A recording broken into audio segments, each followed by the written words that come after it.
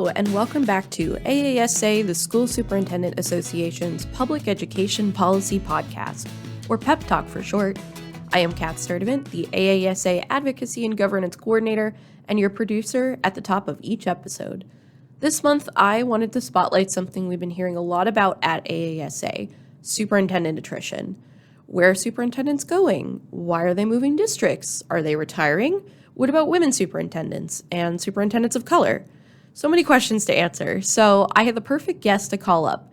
I reached out to Dr. Rachel S. White, Assistant Professor of Educational Leadership and Policy Studies at the University of Tennessee, Knoxville, to chat with me all about this. Her research centers around issues of power, voice, diversity, and inclusion in education policymaking and implementation processes, and examining structures and policies that contribute to or counteract equitable and socially just K-12 education.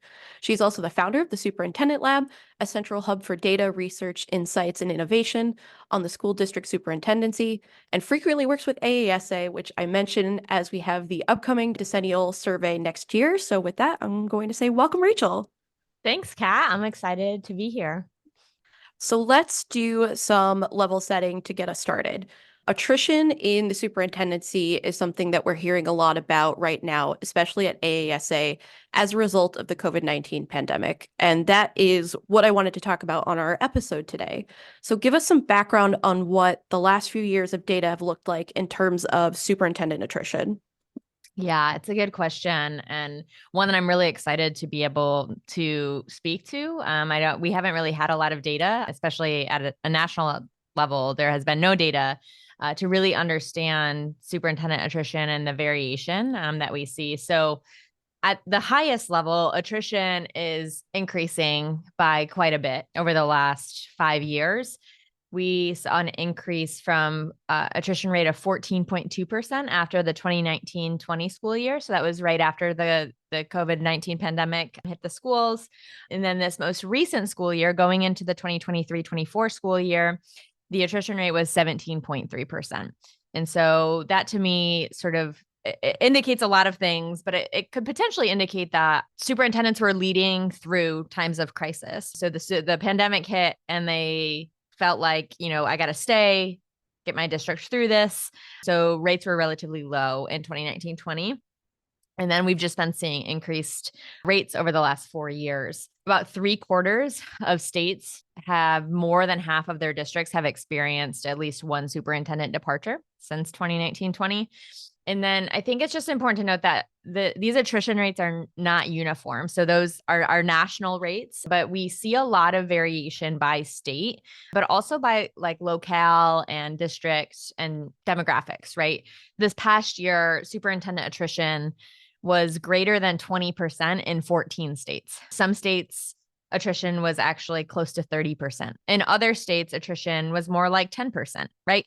And so there's a lot of variation that we really do need to pay attention to. The other one that I'll talk about is just attrition over the past 4 years has really steadily climbed in rural communities. So in 2019-20, superintendent attrition in rural districts was around 14.5%. And this past year was 18.2%. So it's been increasing quite a bit. And we see a similar trend in cities that increased from about 15% in 2019-20 to over 20% the last 2 years.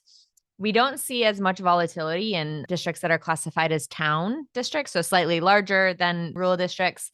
And then in suburban districts, it's a little bit of an anomaly in that we saw a big jump in attrition after the 2020-2021 school year. So it increased from 13.3% to 18.3% in 1 year, but that has calmed down a bit and settled around 15 to 16% the last couple of years. And some of my research that came out last year did find that suburban superintendents, especially in that 2020-2021 school year, were feeling a lot of political contention, and that was influencing their likelihood of searching for other jobs. So it wasn't just related to COVID, although COVID was definitely a factor in that, but it also was related to 2020, 2021, an increasing focus of folks that were pushing back against things like curriculum, pushing for book bans, pushing back against policies that protected LGBTQ students and things like that. So those were really causing some suburban superintendents to look elsewhere. So I'll leave it there. We can break a lot of these attrition rates down by superintendent, gender, district demographics, but I know we're going to get to that in a minute, so I'll hold off. Yeah, I have so many follow-up questions brewing in my head for this. But for now, let me ask, I know another line of your work examines superintendents' engagement in education policy spaces. What intersections do you see between that research and the work you're doing on superintendent attrition and mobility? My background is I worked as a policy analyst for the Michigan Association of School Administrators, and I worked with a lot of superintendents to engage in state policy environments. When a new bill came down or a new change to the funding formula came down, we were on the front lines of analyzing what that meant for every single school district and communicating with superintendents about here's, the talking points, and reach out to your legislators and let them know your opinion on the bill. One of the things that my research focuses on is barriers that superintendents face when they're considering engaging in these environments. And I just think attrition is only going to potentially complicate some of those barriers, right? And so if we think about in policy spaces, the importance of trust and relationships between superintendents and either their local board of education or their state representative or the chairman of the state education committee, each time a superintendent moves, they kind of have to start over and make those relationships all over again. If they move to a different community that has a different state legislator, different state senator or state representative, they're going to have to make new relationships there. And so I just think there's a really tight connection between superintendents being able to engage in this work in a way that's effective and efficient too, right? Like they have lots of other responsibilities. And so having to start over and start from ground zero on those relationships over and over again can take a lot of time. And so I think when we think about superintendent engagement and policy, we have to remember that there is increasing mobility of superintendents and that we really need to support superintendents when they get to a new community on making those connections, because those are really, really important and are going to shape the educational experiences that they can provide to kids in their communities. I wholeheartedly agree. One of the things that we usually drive home with a lot of our new superintendents is that they are also, in their aspects of work, advocates. Like they are advocating for their districts. And we work really closely with a lot of state associations to make sure that they have that welcome, that approach to when they move. So I'm going to shift a little bit. We had talked about contentious districts. So there have been an increased national focus on public schools lately, especially as we enter an election year. So how often are superintendents leaving due to a contentious district? And I guess a follow-up question to that, are they retiring into other professions and going into private sectors, or are they just moving? Yeah, I love this question because I think most of the research around superintendent attrition is relatively limited in that we think of attrition as, well, you stayed or left, right? And that's all that matters. And part of it is because that's all the data that we've had. It's you either stayed in the district or you left the district or you left the profession. There is some research that's able to look at whether you moved or you exited out of the profession. The issue, though, is most of the data is at the state level. All of the data was at the state level. And so a superintendent that exited out of that data set, we didn't know a whole lot about what was happening. Maybe they retired, maybe they moved to another state and they exit out of that state's data system, or maybe they resigned and they moved into a different position, right? And we didn't have a lot of data. So what we do at the superintendent lab that I run with the National Longitudinal Superintendent Database is we collect data on both the nature and the type of attrition.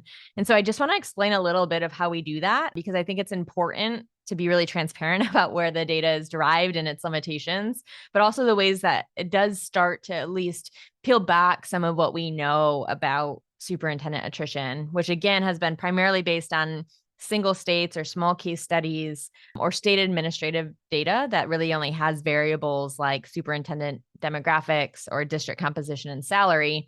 And so most of the research focuses on whether or not superintendents move to districts and earn a bigger salary or move to districts with different demographics, right? So at the superintendent lab, when a superintendent turns over, we look up all publicly available news sources that we can find to more deeply understand superintendent attrition. So did the superintendent retire or resign? Did they get fired or non-renewed? Unfortunately, we have to code for things like death and arrest or convictions. We also code if we know that the superintendent moved up. So say they moved up to the Department of Education, moved down. So maybe they moved down to an assistant superintendent role or principal or teacher role.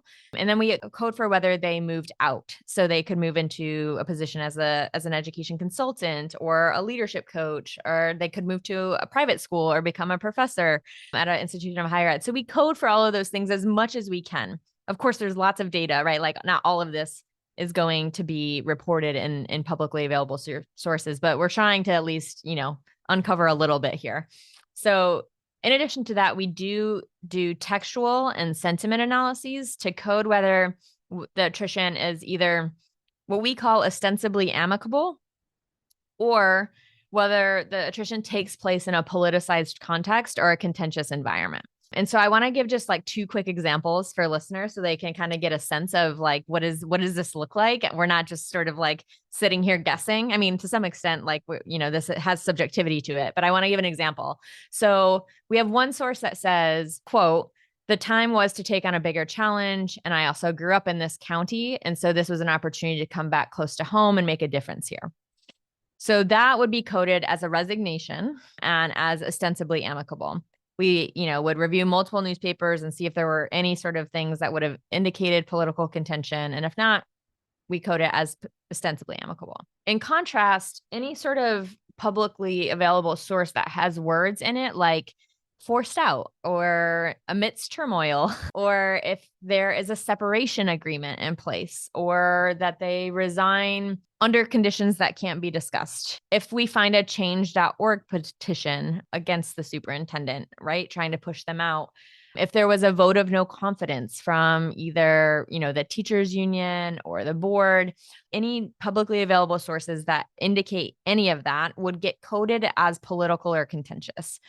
So there's also a handful of states that I'll just mention that elect their superintendent or that can elect their superintendent. It's a local decision.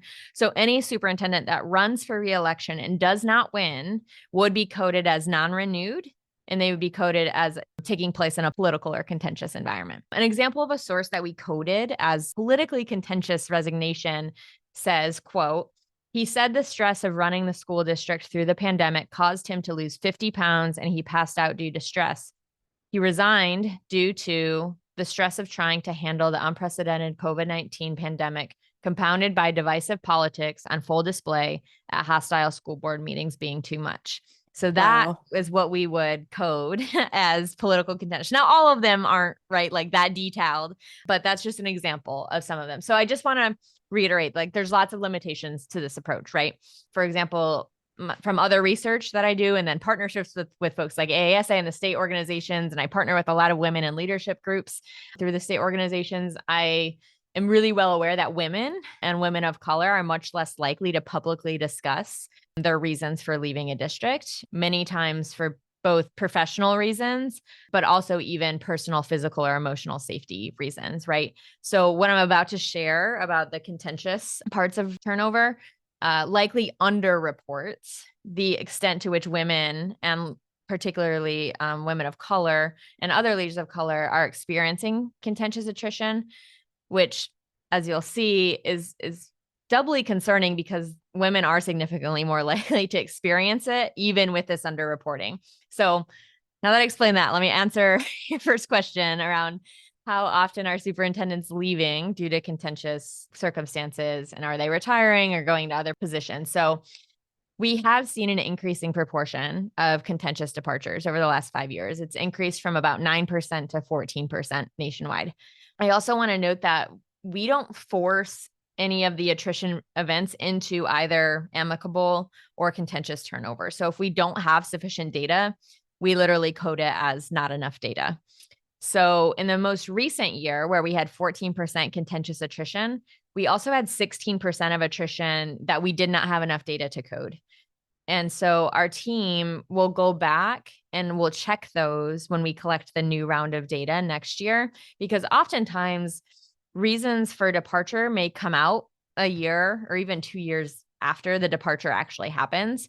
And we know from prior years that many times when there's this delay in reporting information, it could be because there's some sort of agreement in place where they couldn't talk about it for a certain period of time, or that the attrition was sort of mired in contention. I would anticipate that the proportion of contentious turnover is actually higher than the 14% that we're seeing right now. In terms of resignations and retirements nationally, the proportion of resignations and retirements used to be relatively even. It used to be around 45% each. But there's a gap that's growing there, with a larger proportion of superintendents resigning than retiring. We're also seeing a significant increase in the proportion of folks that are resigning and moving out to another position. And then also the proportion of folks who are resigning and moving down, for example, to a principal or a teacher position. So we're seeing increases in both those areas. I think you asked about gender too. Is that right? It was going to be a follow-up question, but yes, I'd love to hear about gender. Okay. Nationally, with regard to gender, when I run the statistical analysis on all superintendents in the nation, I find sort of two major things. In my opinion, they're major. One, men are significantly more likely to resign, and women are significantly more likely to retire. So that's one. And the second one is that women superintendents are significantly more likely than men to experience attrition within a politicized context or a contentious environment. So with regard to that first one, where men are more likely to resign and women to retire, we know from other research, for example, there was some new research that just came out of the University of Texas has something called the Texas Education Leadership Lab. And they just did a report on Texas superintendents. And we know from that women reach the superintendency later in life. And so that is what could be driving some of that. Women come to the profession later in life. And so they have one position and then they retire. Whereas men, for lots of reasons, come to the position earlier. And so they might be able to have 2 or 3 superintendencies. So that's one thing. I also run these pretty big sort of national models where I'm holding constant a lot of state and district characteristics to see like what is the specific impact of gender on contentious attrition. I find that in general, gender is not associated with attrition, any attrition, meaning that women are not more or less likely to turn over than men over the last 4 years. And even when I take into account that women are more likely to be interims, there's no statistically significant relationship. And this is in line with a lot of prior research that finds that gender is not predictive of attrition. And in some cases in the past, people have chalked that up to being interpreted as attrition being apolitical, right? That it's driven primarily by salary. So with the national data set, this is the first time that we're able to really look at the nature of attrition. And what I find is that being a woman is a significant predictor of contentious or political attrition. We also find that being in a larger district and then a district with larger proportions of students of color and a larger proportion of students living in poverty are all predictive of contentious superintendent attrition as well. I want to focus in on the districts with larger proportions of students in color and higher proportions of poverty. So according to your data, these districts are more likely to have experienced superintendent attrition, sometimes multiple superintendent attritions. Why are superintendent attritions so high in these districts, and what are the unintended consequences of these departures? Yeah, so this is a really, really good question, and one that the quantitative data can't necessarily get at, right? I can tell you what the attrition rates are and that they're different, but the quantitative data can't help us really dig into some of these questions. There are a few things though that my qualitative research has identified that may contribute to this. And then there's also these sort of larger societal inequities that might contribute to it. So first, my research shows that women are significantly more likely to lead larger urban school districts, as well as districts with larger proportions of students of color, larger proportions of students living in poverty, and larger proportions of students who are identified as English learners. Interesting. Okay. Yeah. And so we also know that women are significantly more likely to experience contentious attrition, right? And so that could be, there's sort of these relationships that are happening there. Some other research indicates that when superintendents move, they move to districts with smaller concentrations of students on free and reduced price lunch. And so it may be that superintendents start in districts that have lower or higher proportions of students living in poverty. And then once they get some experience, they move up. And so to me, this indicates like we, including policymakers and state and local government officials, really need to concentrate on ways to keep volatile and or contentious turnover in these districts down. So while not all superintendent turnover is bad, right? Especially if there's a transition plan in place or if the turnover is, necessary because there's some sort of major issue going on in the leadership. Volatile churn or contentious churn can be detrimental to both school systems and communities. And so superintendents really are positioned as the leader of the district to create a vision and advance equity and social justice in their communities.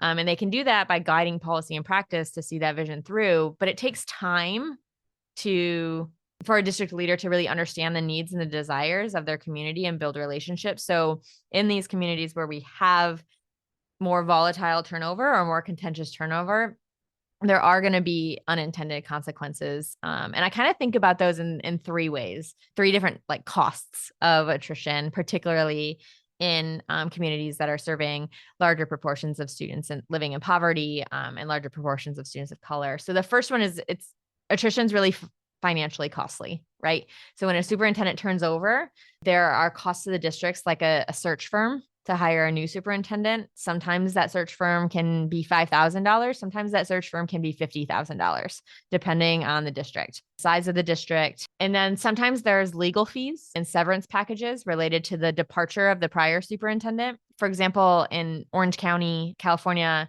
they paid their superintendent nearly $500,000 when they departed. And so this is all money, right, that comes directly out of the district's budget. The second cost that I think about is a cultural cost, right? And so attrition can create perceptions of instability. It can potentially lower morale and can disrupt trusting relationships within the school, but also within the community writ large. And so when you have a lot of turnover like this, there can be some sense of, I don't trust the next person coming in, or they're just going to come in for 2 years and then they're going to leave again. And so why am I going to invest in their vision or their goals for the district? And then I also think about superintendents being one of the most visible public figures in a community. When you have a lot of turnover of superintendents, particularly if they are women and leaders of color, it can convey volatility or instability in a central community space, right? Or it could convey that a district is unwelcoming of diverse leaders that bring really valuable and unique insights and perspectives to the work of schools.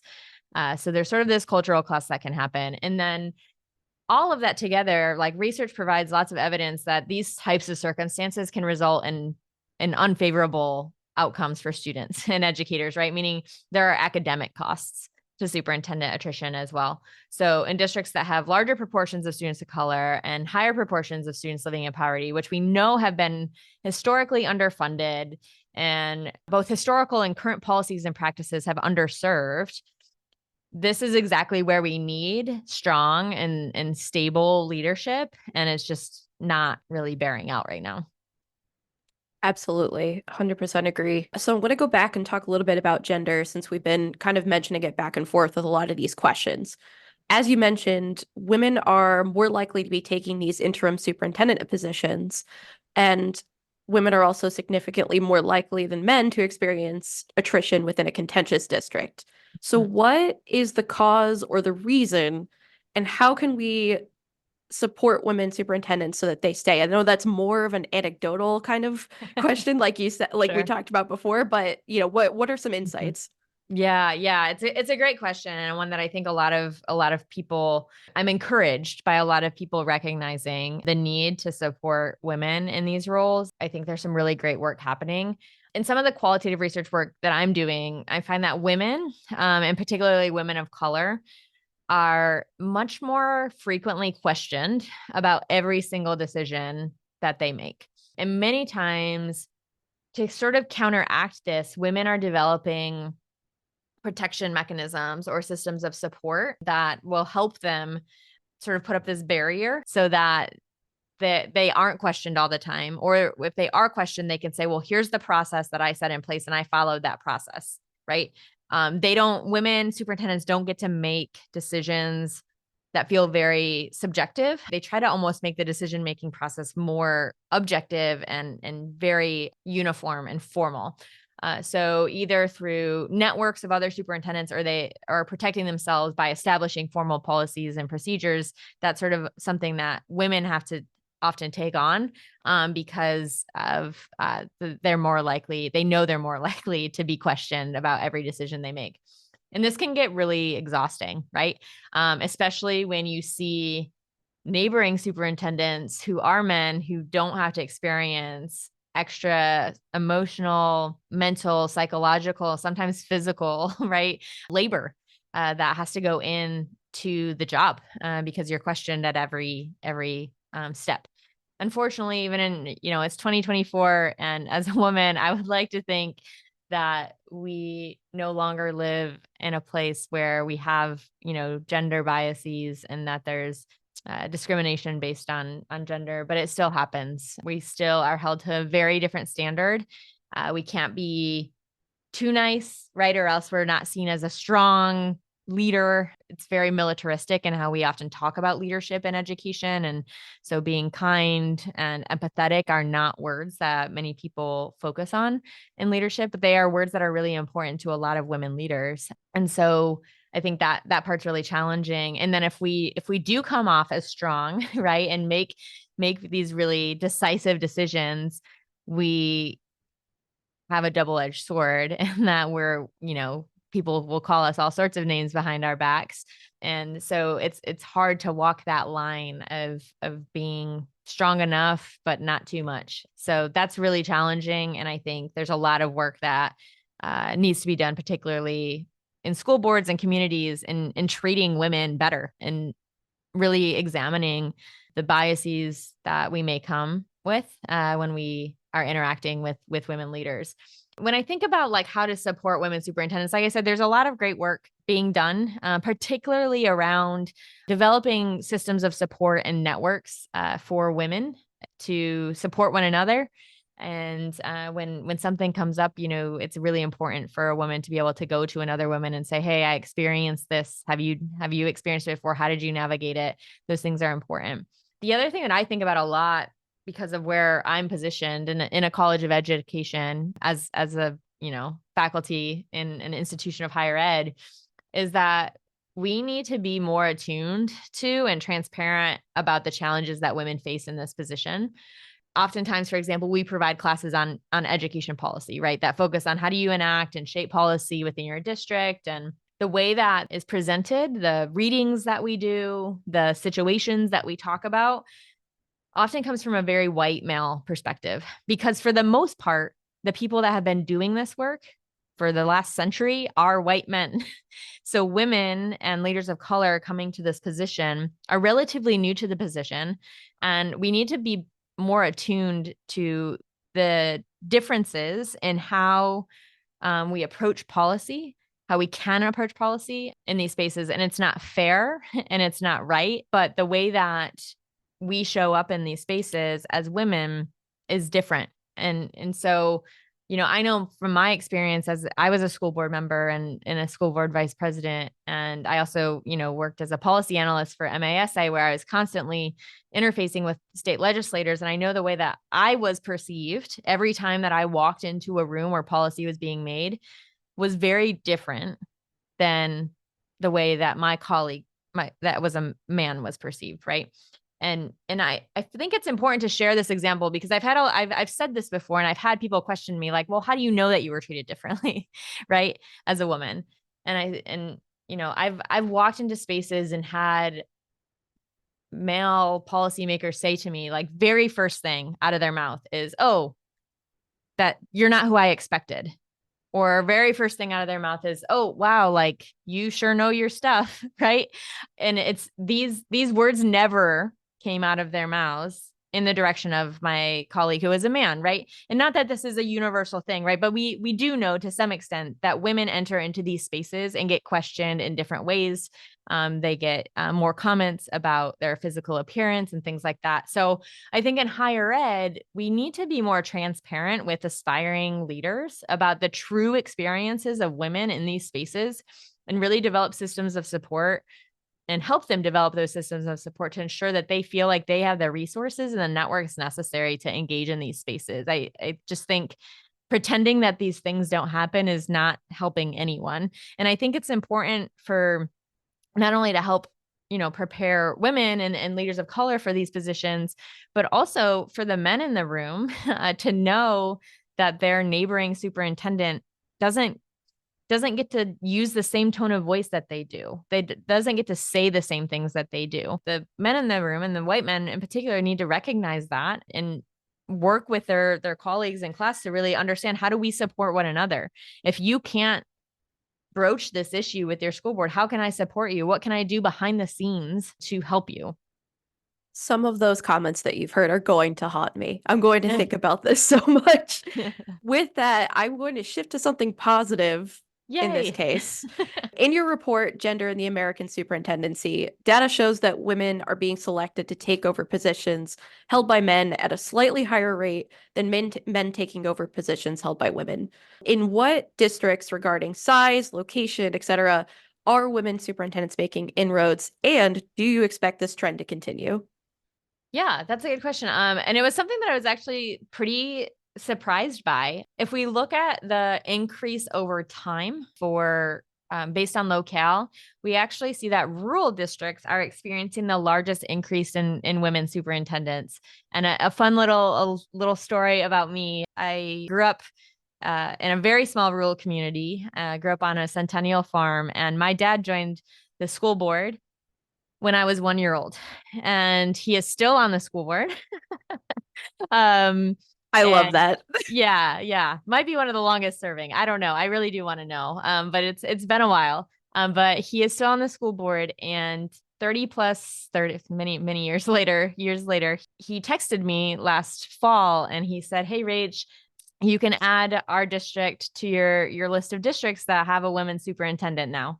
And they had just narrowed in their top two candidates, and both candidates were women. So that was really exciting. It was like a full circle thing for me, but was even like more exciting for me. And I often get like really emotional about this. He followed that text up after the night that they actually hired the woman superintendent, and said, he was talking with folks afterwards. And he said, "I realized this is a first for me too. This is my first woman superintendent." And for him to like acknowledge the magnitude of that and what that means for young girls in that community to see a leader of a system, look like them is really important. I never saw women in leadership positions in my rural community, right? And so I didn't know that was a possibility. It's really exciting. And I think it's exciting to see that nationally rural districts are seeing an influx of women superintendents, because unlike, in a city, right, where you maybe have lots more businesses and more opportunities for leadership, that just naturally there's going to be more opportunities potentially for kids, young girls, to see women in those positions.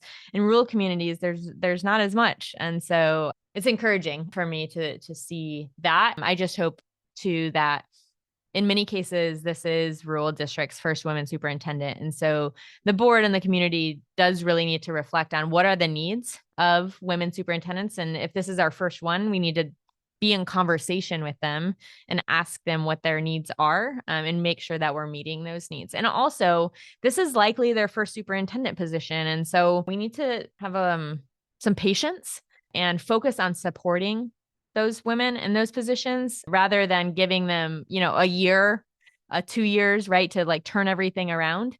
The school board needs to think about, how do we support and help the superintendent grow, rather than how am I going to hold the superintendent to the fire, right? So that's exciting. And then the other thing I'll just briefly mention is that the smallest and the largest districts in the United States are experiencing the biggest increase in women superintendents. So it's those sort of mid-sized districts that were not seeing as many inroads for women, which is interesting. Many of those mid-sized districts tend to be the suburban districts where pay is most lucrative. They have the most resources. And so the smallest districts and the largest districts often have the tightest budgets for a variety of reasons. And so that's, something that I think we need to keep an eye on. Fantastic. I greatly appreciate all the insights you've provided. And I know our listeners really are going to appreciate all this information too. So what I want to do is ask, where can people find your reports, and or if they want to reach out to you, if they have any questions, where can they find you? The Superintendent Lab has a website. It's just thesuperintendentlab.com. So on the Superintendent Lab, we have a new page that I just launched recently that's some data visualizations where you can look at variation in these things based on what state you're in. We also have a page communicating our work. I try to produce a lot of research, but I always try to transition that into easily digestible infographics. And so there's a piece of that site that communicates this work primarily through infographics, but I do have links to the more academic papers, and as well as any of the news media interviews that I've done that sort of can dig into some of these different issues. So there's that. And then I do want to just mention that we try to elevate the work of others that are engaging in this space. So we've highlighted some other research that has focused on inequities and inequalities in the superintendency, and then really tried to elevate the work that graduate students are doing in their dissertations around the superintendency, so that you can read on there about some of the cool work that people are doing. And I'm hoping that this only continues to expand. You can read all about the Superintendent Lab and all of these projects on there. And then you can feel free. There is a contact tab on the Superintendent Lab, but I'm at a public university, and so you can feel free to email me. My email address is just, you could look up Rachel White at the University of Tennessee, and my email address will pop up right away. And Kat, you should feel free to, in the notes or whatever for the podcast, include any of my contact information for folks to reach out to. I'm always eager to know what's on people's minds. And a lot of my research, I want to be driven from the ground up. I want to know what's happening in the ways that I can use this data to support superintendents and aspiring superintendents. And so if folks have ideas on, a next research study or how to dig in a little bit further to some of the data, I'm always really eager to hear that. Fantastic. Thank you so much, Rachel.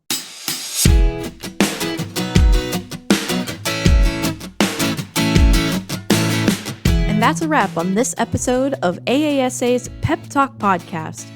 We invite you to share it by using the hashtag PepTalk on Twitter. You can access past episodes in the Pep Talk library by visiting aasapeptalk.podbean.com. And once again, thank you for joining us.